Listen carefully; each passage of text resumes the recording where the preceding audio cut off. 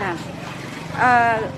Good afternoon po. Nandito po tayo sa may Pansol sa The Rising Sun Resort po. Buti na lang po in-accommodate po tayo para po makalapit po tayo sa mga tao po na bibigyan po natin ng bigas kasi kahapon po hindi po sila nakapunta dahil po sa transportation.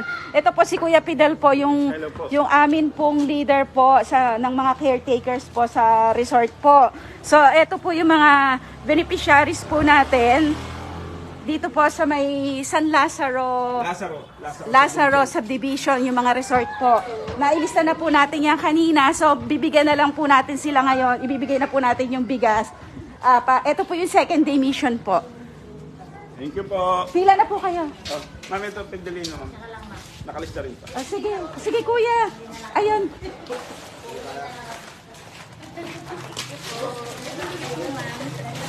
Thank you po, Japan Tobacco. Marami pa yan. International Philippines po. At saka po sa Feed Hungry Minds. Thank you po. Marami pa yan. Thank you, ma'am. Galing po yan sa Japan Tobacco Philippines. Nakalista na. Ma'am, tapos may parating pa mga hindi. Tapos, Sige po. ang napamigay ilan ba yan? Nakalista na po kanina. Yun. Tapos yung mga dumating pa.